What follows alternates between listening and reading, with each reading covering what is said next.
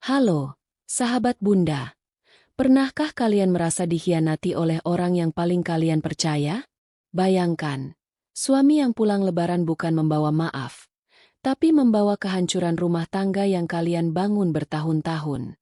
Dan ketika kamu tahu, uang tabungan keluarga justru dibelikan rumah untuk wanita lain, yang dulu katanya cuma anak magang. Aku tidak menangis. Aku blokir semua akses keuangannya. Karena ini bukan soal cinta lagi, tapi soal harga diri. Dan kalian harus dengar kisah ini sampai habis. Karena bukan cuma aku yang pernah dikhianati.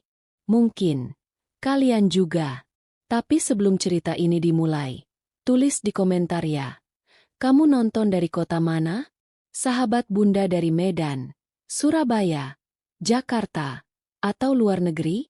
Karena hari ini, kita nggak cuma nonton drama. Kita belajar jadi perempuan yang nggak bisa dipermainkan. Sleman, Yogyakarta. Udara pagi terasa lebih hangat dari biasanya. Bau ketupat, opor, dan kue kering menyatu dengan desir angin yang membawa gema takbir dari musola kecil di ujung gang. Dia berdiri di dapur, mengenakan daster batik yang sudah mulai memudar warnanya, sambil mengaduk opor ayam dengan tangan gemetar, bukan karena lelah, tapi karena harap. Sudah hampir 8 bulan Reza lebih sering berada di Jakarta daripada di rumah. Alasan pekerjaan, katanya. Tapi dia tahu, ada jarak yang tak lagi bisa dijelaskan dengan tanggung jawab kantor. Hari ini, Reza akan pulang. Dan meski luka masih membekas, dia mencoba meyakinkan diri bahwa ini bisa jadi momen perbaikan. Lebaran adalah waktu memaafkan, bukan? Anak-anak mereka, Aira, 9, dan Raihan, 6, sudah berdandan rapi dengan baju baru. Aira menanyakan berulang kali, "Bunda, ayah datang jam berapa?" Pertanyaan itu membuat dada dia terasa penuh, antara bahagia dan takut kecewa. Pukul 8.45, suara mobil terdengar di depan rumah. Dia mengintip dari jendela. Reza turun dari mobil hitamnya, membawa koper dan 2 tas plastik besar. Ia mengenakan kemeja putih bersih, rambutnya disisir rapi, dan wajahnya seperti biasa, tenang, susah ditebak. "Assalamualaikum," ucap Reza singkat. Aira langsung memeluknya, diikuti Raihan yang malu-malu. Dia berdiri di ambang pintu. "Waalaikumsalam." Mereka saling menatap sejenak.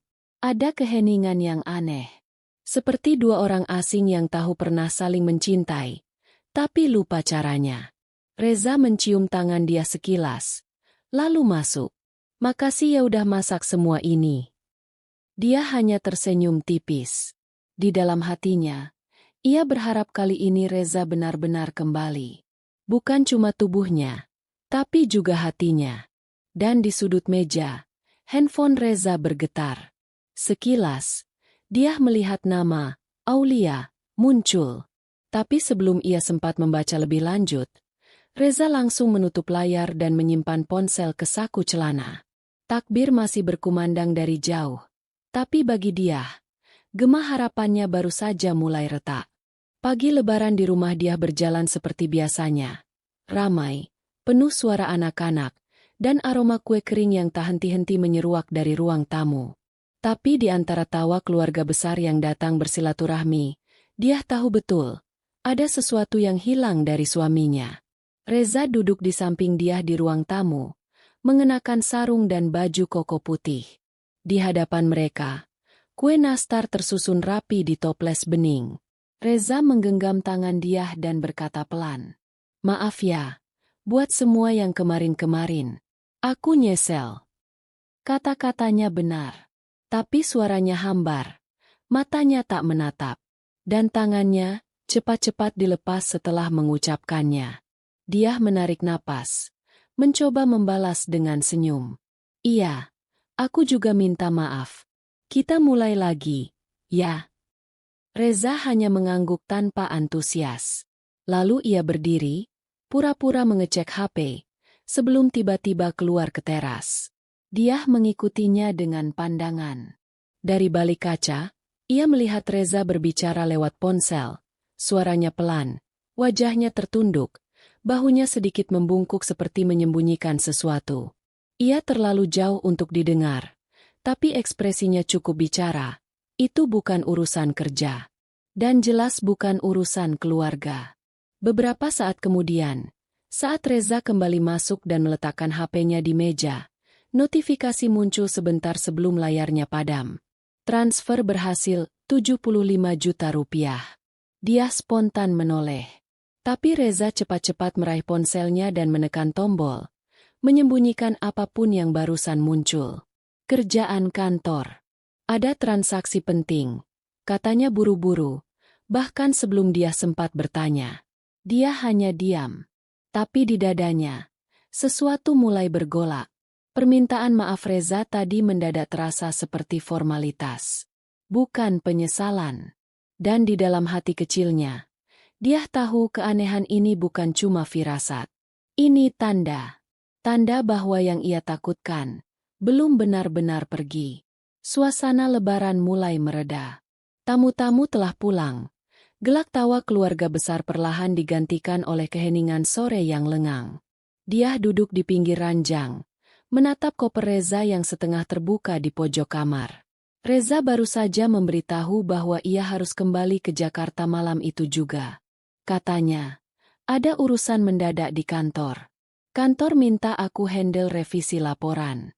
Harus langsung dicek besok pagi. Ujarnya sambil menyalakan laptop. Dia hanya mengangguk. Padahal baru juga kumpul. Reza tidak menanggapi. Fokusnya tertuju pada layar. Tangannya sibuk mengetik. Tapi dari sorot matanya, dia tahu pikirannya ada di tempat lain. Sambil membereskan pakaian Reza yang berserakan, dia membuka koper itu. Ia bermaksud menyelipkan sarung bersih, tapi sesuatu menarik perhatiannya. Selembar brosur berwarna emas dan hitam, bergambar rumah 2 lantai dengan desain modern mewah. Judulnya mencolok, Emerald Garden Residence. Rumah siap huni di jantung BSD. Tangannya langsung membeku. Harga unit, 1,2 miliar rupiah. Apa ini? Tanyanya pelan, berusaha terdengar tenang. Reza menoleh cepat, lalu tersenyum singkat. Oh, itu proyek kantor. Salah satu klien kami minta bantu buat analisis pembiayaan. Kenapa disimpan di koper? Reza mengangkat bahu. Kebawa aja waktu meeting. Namanya juga kerjaan. Dia menatap suaminya lama. Ia ingin bertanya lebih jauh. Ingin menuntut penjelasan. Tapi Aira dan Raihan tiba-tiba masuk ke kamar sambil membawa gambar mereka. Lihat, ayah, aku gambar kita sekeluarga. Seru Aira riang. Reza tertawa kecil dan menyambut mereka dengan pelukan. Momen itu membuat dia terdiam. Ia memandangi anak-anaknya. Wajah yang masih polos. Penuh harapan akan keluarga utuh. Dan seperti biasa, dia memilih menahan semua pertanyaan. Malam itu, Reza berangkat kembali ke Jakarta. Pelukannya pada anak-anak hangat, tapi pada dia, hanya sekadar sentuhan di pundak. Dia berdiri di teras, menatap mobil yang melaju menjauh. Di tangannya, brosur itu masih tergenggam. Dan dalam hatinya, ia tahu, rumah itu bukan proyek kantor. Rumah itu nyata. Tapi bukan untuk mereka. Dia duduk sendirian di ruang tengah, di antara baju anak-anak yang belum sempat dilipat dan toples kue yang mulai kosong. Lebaran hampir usai. Rumah sudah kembali sepi. Anak-anak bermain di kamar, dan Reza sudah 2 hari tak menghubungi sejak kembali ke Jakarta. Pagi itu, dia membuka aplikasi mobile banking keluarga. Ia hendak mengecek sisa saldo dan menyiapkan THR tambahan untuk keponakan-keponakan yang masih berdatangan. Tapi saat halaman mutasi terbuka, matanya terpaku pada satu baris transfer mencurigakan. 21 Ramadan transfer keluar, 150 juta rupiah. Penerima, Aulia N. Nama itu langsung menusuk ingatannya. Aulia, nama yang pernah muncul sekilas di layar ponsel Reza, dan dilupakan begitu saja, Sampai sekarang, tangan Diah gemetar. Ia membuka mutasi selanjutnya. 25 Ramadan transfer. 35 juta rupiah. Keterangan. DP rumah tahap 2. Air matanya menetes. Tapi tak ada isak. Hanya napas yang berat. Seperti ada batu menggantung di dada. Ia buru-buru membuka laptop dan login ke email keluarga. Reza jarang ganti sandi. Dan kebetulan masih tersimpan otomatis. Dari sana, dia menemukan lampiran email berjudul Surat Perjanjian Kredit Rumah, Emerald Garden Residence. Nama pemilik rumah tercantum jelas. Aulia Nurfadilah, pembeli utama. Reza Ramaditya, penjamin pembiayaan. Dunia seolah berputar. Rumah mewah itu, yang Reza bilang proyek kantor, bukan untuk klien. Bukan untuk mereka, tapi untuk seorang perempuan bernama Aulia. Dia memandangi layar kosong. Tangannya kaku. Jantungnya berdetak seperti genderang perang. Beberapa hari sebelum Reza pulang dan meminta maaf di hari suci, ia ternyata sedang membangun rumah untuk wanita lain.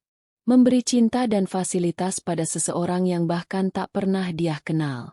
Dan yang paling menyakitkan, uang itu adalah milik mereka. Milik keluarganya. Uang yang harusnya jadi tabungan masa depan anak-anak. Dia mematikan laptop pelan. Tidak ada teriakan. Tidak ada tangisan histeris. Tapi di balik diamnya, ada badai besar yang sedang menunggu waktu meledak. Malam itu, dia duduk di ruang tengah dengan cahaya lampu yang redup. Di hadapannya, ponsel menyala menampilkan percakapan panjang dengan sahabat lamanya. Rina, teman semasa kuliah yang kini bekerja sebagai analis kredit di bank tempat Reza mengajukan cicilan rumah. Rina awalnya enggan bicara. Tapi setelah dia mengirim tangkapan layar mutasi rekening dan nama, Aulia N., Rina hanya membalas dengan satu kalimat yang membuat tubuh dia terasa lemas. Aulia itu bukan klien. Dia yang punya rumah itu. Reza jadi penjamin kreditnya. Dia langsung menelepon. Suara Rina terdengar berat, seperti menahan rasa bersalah. Aku cuma bilang ini karena kamu temanku. Aulia Nurfadilah, umur 25, baru mulai kerja tahun lalu. Waktu diajukan sebagai nasabah, dia datang bareng Reza. Katanya itu keponakan sekaligus anak magang di kantornya. Tapi dari cara mereka saling pandang, aku tahu itu bukan hubungan biasa. Kepala dia mendadak berat. Dunia seperti berputar. Ia memejamkan mata, mencoba mengingat wajah yang dulu sekilas muncul di acara kantor setahun lalu. Seorang gadis muda berambut panjang, sopan, dan pendiam. Reza waktu itu mengenalkannya dengan santai. Ini Aulia, anak magang yang aku bimbing. Dan dia hanya tersenyum sambil menyuguhkan teh. Tidak pernah curiga. Tidak pernah merasa terancam. Kini semuanya jelas. Rumah itu bukan mimpi. Bukan proyek kantor. Itu hadiah. Untuk selingkuhan suaminya. Bukan hanya pengkhianatan hati, tapi juga pengkhianatan keuangan. Reza tidak hanya bermain di belakang, tapi membiayai kehidupan mewah perempuan lain dengan uang keluarga. Dia menatap wajah anak-anak yang tertidur pulas di kamarnya. Aira masih memeluk boneka beruang dari ayahnya, dan Raihan tidur sambil memeluk selimut bertuliskan, Super Dad, hadiah dari Reza 2 lebaran lalu. Air mata dia menetes tanpa suara. Ia ingin marah, berteriak, menampar kenyataan. Tapi lebih dari itu, ia merasa ditusuk oleh orang yang paling ia percaya. Dan dalam sunyi malam itu, dia tahu, ia tak bisa lagi diam. Sesuatu harus dilakukan. Lebaran tahun itu ditutup dengan senyum palsu dan sisa kue kering yang tak tersentuh. Dia menjaga ketenangannya di depan keluarga besar. Seolah semuanya baik-baik saja. Tak ada satupun yang tahu bahwa di balik matanya yang tenang, ada badai yang menunggu meledak. 3 hari setelah Reza kembali ke Jakarta, dia duduk sendirian di ruang kerja kecil mereka. Dikelilingi tumpukan dokumen keuangan keluarga, Ia menatap layar komputer sambil menggenggam kartu token bank. Tangan kirinya bergetar, tapi tatapannya teguh. Ia membuka akun utama, rekening yang selama ini mereka gunakan bersama untuk menabung, membayar kebutuhan rumah tangga, dan pendidikan anak-anak.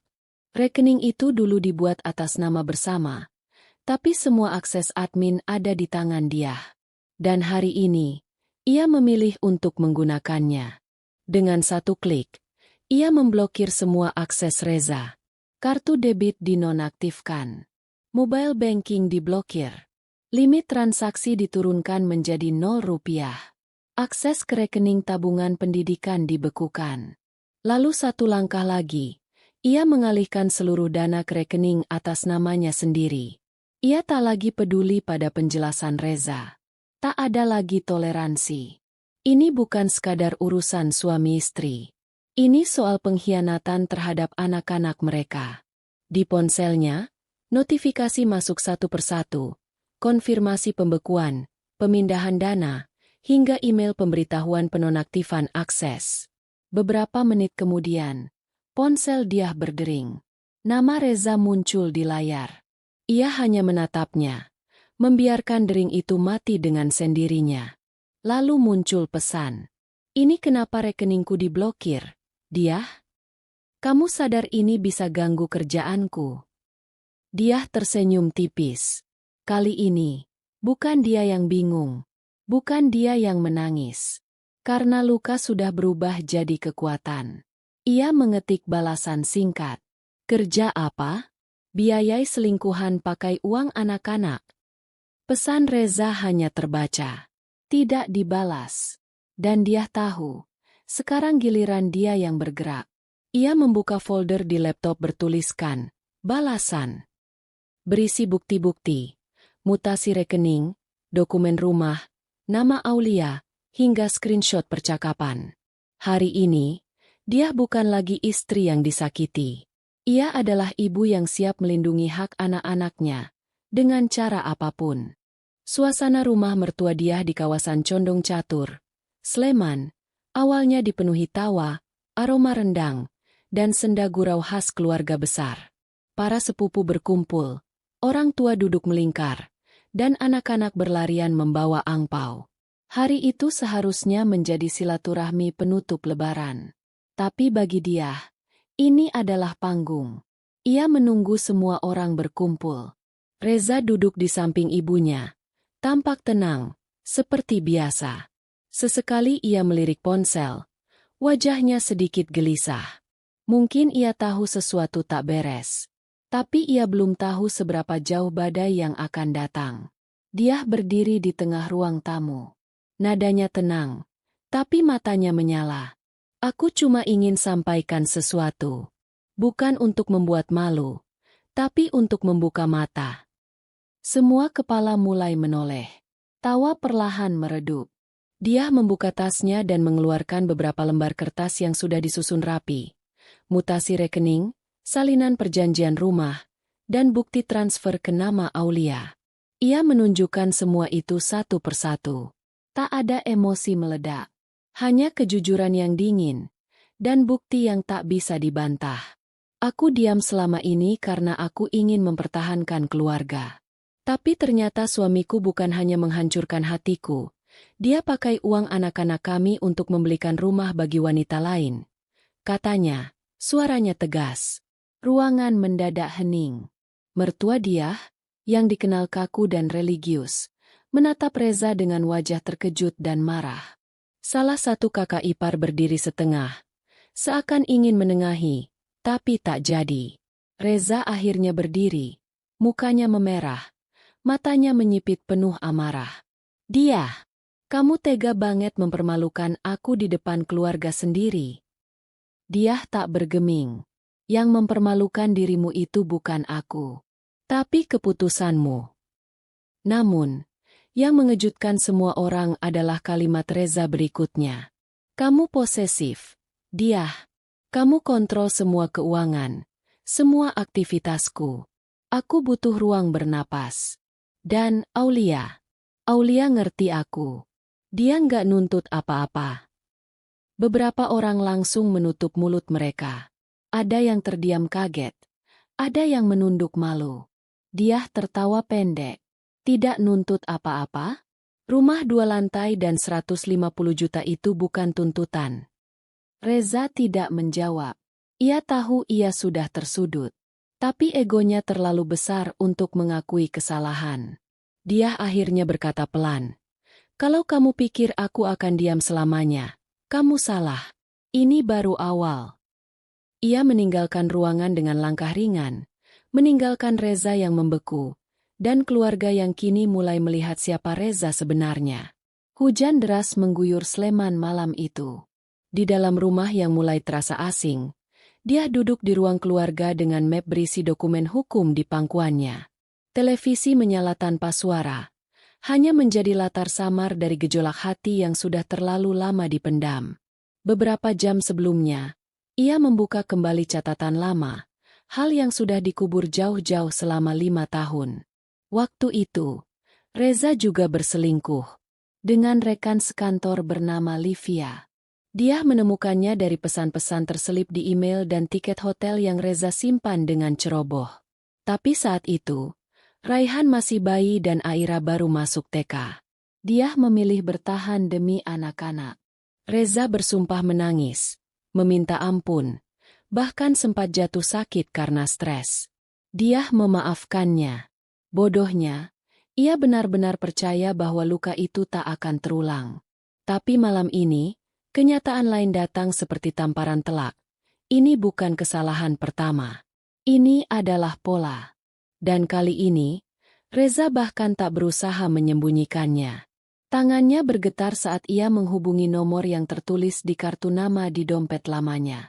Rika Yudhistira, SH pengacara hukum keluarga. Budiah? Suara lembut di seberang menjawab. Ya, saya butuh bantuan. Tentang gugatan perceraian dan perlindungan aset anak. Kalimat itu meluncur dengan dingin. Tapi di dalamnya ada bara dendam yang terpendam selama bertahun-tahun. Dia tak lagi berharap Reza berubah. Yang ia inginkan hanya satu, kebebasan dan keadilan untuk anak-anaknya. Namun, tak semua bisa disembunyikan. Aira, anak pertamanya, diam-diam mendengarkan dari balik tangga. Ia melihat ibunya menangis pelan, dan mencatat nama pengacara di ponsel. Malam itu, Aira masuk ke kamar dengan mata sendu. Bu, papa sama ibu kenapa? Dia tak langsung menjawab. Ia hanya menarik Aira ke pelukannya, mencium rambutnya, dan berkata lirih. Maafin ibu. Ya, ibu cuma gak mau kamu tumbuh besar di rumah yang penuh kebohongan. Angin kemarau mulai terasa kering di Sleman. Tapi suasana hati dia jauh lebih panas dari cuaca. Setelah membekukan rekening dan menyiapkan gugatan, ia tak mengira Reza akan melangkah sejauh ini. Telepon dari kakak ipar datang pagi itu. Suaranya dingin, hampir menyalahkan. Dia, kamu itu istri. Kalau ada masalah rumah tangga, jangan diumbar kemana-mana. Kamu bikin malu keluarga besar. Dia terdiam sejenak, lalu pelan menjawab, yang bikin malu bukan aku. Tapi yang pakai uang anak-anak untuk beliin rumah selingkuhan. Tapi telepon itu hanya awal. 2 hari kemudian, dia menerima kabar yang jauh lebih mengejutkan. Aulia datang ke rumah mertua. Bukan sebagai tamu biasa, tapi membawa kabar yang membuat darah dia membeku. Reza sudah melamar saya secara agama. Kami sudah menikah siri, ujar Aulia, dengan jilbab rapi dan wajah tanpa dosa. Saat duduk manis di ruang tamu rumah Ibu Reza. Mertua dia yang awalnya kaget, mulai luluh dengan tangis. Aulia yang mengaku dijanjikan status resmi oleh Reza.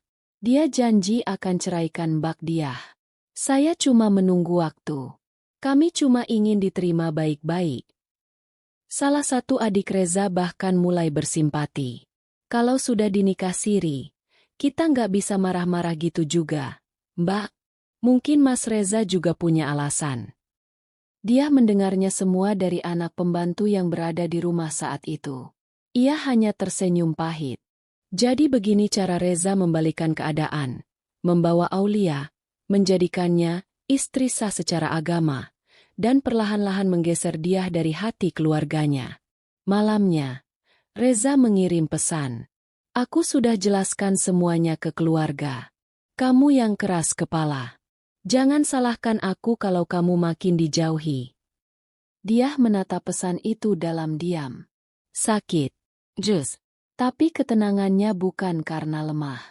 Ia tahu, orang yang terlalu sering berbohong, akhirnya akan terjebak dalam kebohongannya sendiri. Dan kini, dia tak lagi bermain di ruang tamu. Ia bermain di ruang hukum. Dengan bukti, strategi, dan tekad. Pagi itu di Pengadilan Agama Yogyakarta, dia datang mengenakan kemeja putih dan kerudung krem. Wajahnya datar, langkahnya mantap. Di tangannya, map coklat berisi gugatan cerai, laporan hak asuh anak, dan sesuatu yang lebih besar, kunci kehancuran Reza. Ia tidak lagi menunggu Reza meminta maaf. Tidak lagi menunggu penjelasan. Hari ini, ia membakar jembatan terakhir yang menghubungkannya dengan pria itu. Gugatan cerai diajukan secara resmi oleh kuasa hukumnya. Di dalamnya tercantum permintaan. Hak asuh penuh atas Aira dan Raihan. Pembekuan seluruh aset atas nama bersama. Pembagian harta gonogini dengan laporan akuntansi rinci. Tapi itu belum semuanya. Di dalam map itu juga terdapat salinan email dan slip keuangan internal kantor tempat Reza bekerja, yang selama ini disimpan dia dengan rapi. Ia tahu Reza sering memindahkan dana operasional perusahaan ke rekening pribadi, menyamarkan transaksi, dan bahkan memakai dana kantor untuk mentransfer uang ke Aulia. Semuanya ada di tangan dia. Dan sore itu, ia mengirim satu salinan ke HRD kantor Reza. Tanpa nama. Tanpa ancaman. Hanya dokumen dan satu kalimat pendek. Ini tanggung jawab Anda untuk menindaklanjuti. Reza menelepon berkali-kali. Tak dijawab. Pesannya masuk. Marah. Putus asa. Kamu nggak tahu ini bisa bikin aku dipecat. Dia. Kenapa harus rendah ini? Dia akhirnya membalas dengan satu kalimat. Kau beri dia rumah. Aku ambil semua milikmu, termasuk harga dirimu yang kau jual murah. Anak-anak belum tahu semua, tapi mereka mulai paham. Rumah yang dulunya hangat kini sunyi, tapi dia tahu, lebih baik sunyi yang jujur daripada bising dalam kebohongan. 3 minggu setelah gugatan cerai dilayangkan, dunia Reza runtuh. Satu persatu. Pagi itu, ia dipanggil ke ruang HRD di kantor pusat tempatnya bekerja di Jakarta. 2 direktur sudah menunggu. Di atas meja, laporan keuangan yang tak bisa disangkal. Ada transfer dana operasional ke rekening pribadi. Dana tersebut, yang seharusnya untuk proyek kantor, malah mengalir deras ke rekening atas nama Aulia N. Reza mencoba membela diri, mengatakan itu bagian dari pengelolaan dana fleksibel. Tapi data tak bisa dibohongi. Bukti transfer rumah, pembelian mobil, dan cicilan elektronik semua masuk lewat jalur yang salah. Sore itu juga, ia menerima surat pemutusan hubungan kerja. Tanpa pesangon, tanpa upacara perpisahan. Ia pulang ke rumah kontrakan yang sebelumnya ia sewa untuk Aulia. Tapi rumah itu kini sepi. Gembok diganti. Nomor Aulia tak bisa dihubungi. Di meja satpam kompleks, tertinggal surat pernyataan pembatalan kuasa. Aulia, dengan cerdik, telah mengalihkan kepemilikan rumah dan mobil ke namanya sendiri seminggu lalu, atas dasar hibah sukarela. Tanda tangan Reza sah secara hukum. Ia menyerahkan segalanya karena percaya sedang membangun masa depan baru. Nyatanya, ia hanya membangun neraka dengan tangannya sendiri. Di ponselnya, satu-satunya pesan masuk hanya dari dia. Rumahmu bukan di mana kamu tidur, tapi di mana kamu tak dibohongi. Sekarang kamu tahu artinya kehilangan. Reza menatap kosong ke pagar rumah yang dulu ia banggakan. Kini ia bahkan tak punya kunci untuk membukanya. Senja di Sleman terasa lengang. Udara hangat. Tapi dia merasa lebih dingin dari biasanya. Ia sedang menyiram tanaman ketika suara motor berhenti di depan pagar rumah. Perlahan, ia menoleh, dan di sana, berdiri Reza. Tidak lagi dengan jas kantor atau sepatu mengkilap. Kali ini dengan wajah lusuh, rambut acak-acakan, dan tubuh yang tampak jauh lebih kurus. Tangannya gemetar saat memegang pagar. "Dia, boleh aku bicara sebentar?" Suaranya pelan, nyaris tak terdengar. Dia tidak menjawab, hanya membuka pagar tanpa ekspresi. Reza melangkah masuk, memandangi rumah yang dulu ia tinggalkan dengan dada tegak. Kini, rumah itu terasa lebih megah, karena ia tahu ia tak punya tempat lagi di dalamnya. Dia, "Aku salah. Aku kehilangan semuanya. Aulia pergi. Rumah itu bukan milikku. Mobil juga disita. Aku nggak punya siapa-siapa." Ia terduduk di kursi depan rumah, menunduk dalam. "Aku tahu aku kejam. Tapi aku mau berubah. Demi anak-anak.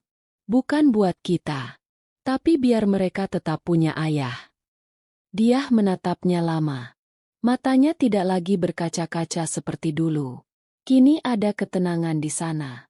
Bukan karena tidak sakit, tapi karena luka itu sudah berubah menjadi perisai.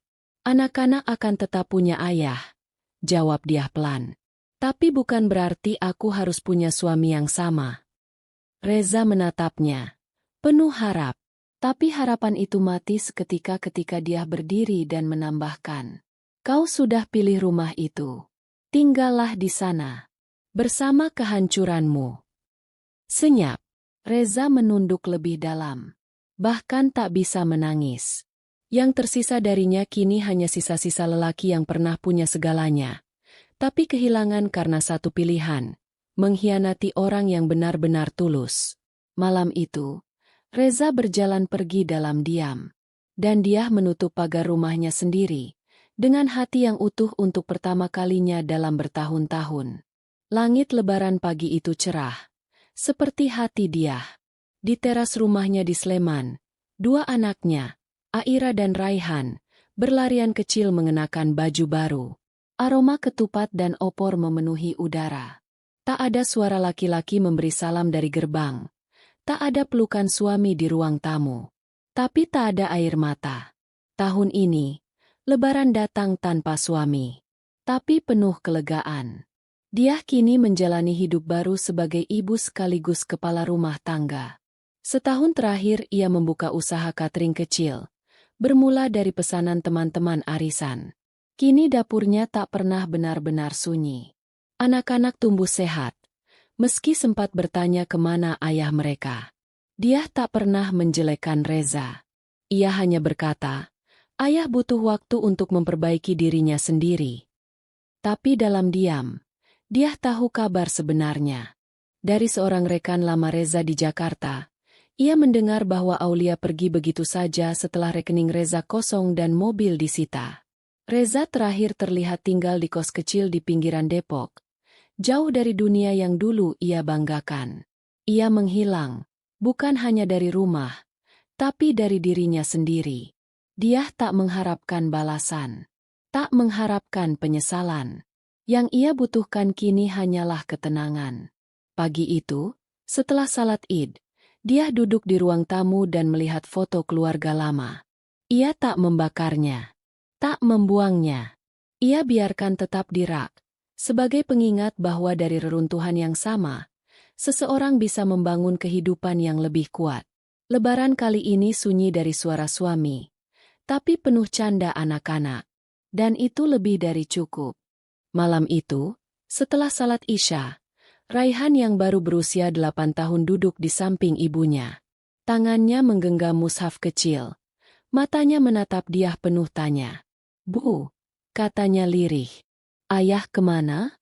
Lebaran kemarin juga nggak datang." Dia terdiam sejenak. Aira, kakaknya, yang duduk tak jauh dari mereka pun ikut menoleh. Anak-anak itu sudah cukup besar untuk merasakan kekosongan, tapi belum cukup dewasa untuk memahami kerumitan pengkhianatan. Dengan suara lembut, Dia menjawab, "Ayah sedang belajar jadi orang yang lebih baik." Kadang, orang dewasa juga butuh waktu untuk memperbaiki kesalahannya. Dia marah, "Bu?" Dia tersenyum kecil. "Tidak. Kadang yang pergi bukan karena marah, tapi karena memang sudah waktunya kita berjalan sendiri." Ia tak menyebut perselingkuhan, tak menyebut kebohongan. Tapi dalam kalimatnya, ada keberanian luar biasa untuk menyampaikan kebenaran dengan tanpa memelihara kebencian. Di kamarnya malam itu, dia membuka buku harian yang dulu ia tulis saat awal-awal kehancuran rumah tangganya. Di setiap lembar ada tangis, ada kemarahan, ada luka yang dalam. Tapi kini, ia membaca semuanya tanpa air mata. Luka itu masih ada, tapi tak lagi berdarah. Ia sadar, kekuatannya bukan datang dari cara ia membalas, tapi dari bagaimana ia melepaskan.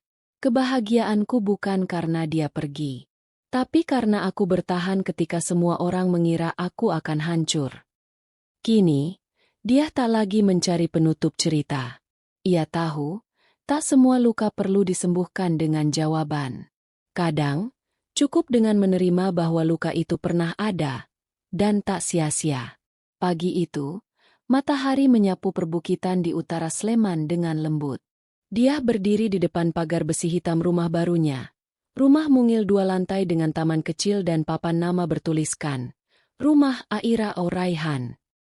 Rumah ini bukan warisan, bukan hasil pemberian siapapun.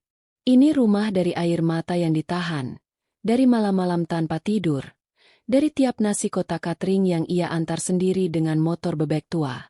Tangannya menyentuh tembok pagar yang masih berbau semen. Di matanya mengambang bening, tapi senyum di bibirnya tak pernah setegas hari ini.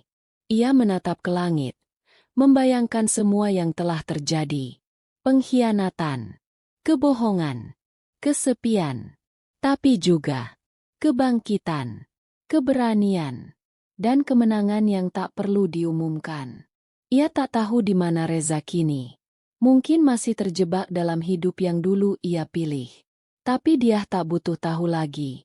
Karena hari ini, ia sudah tidak lagi berada di tempat yang sama. Anak-anak berlari keluar dari dalam rumah. Aira membawa baki kue lebaran. Raihan membawa poster bertuliskan, "Selamat atas rumah baru, Bu." Dia tertawa. Bukan tawa menutupi luka, tapi tawa yang lahir dari harga diri yang tak pernah ia gadaikan. "Jangan biarkan air mata mengubur harga dirimu," bisik dia pada dirinya sendiri. Karena kadang, kehilangan adalah satu-satunya jalan menuju kekuatan sejati. Dan di rumah yang ia bangun dari serpihan mimpi yang pernah hancur, dia berdiri sebagai perempuan yang menolak untuk dimainkan lagi. Tamat.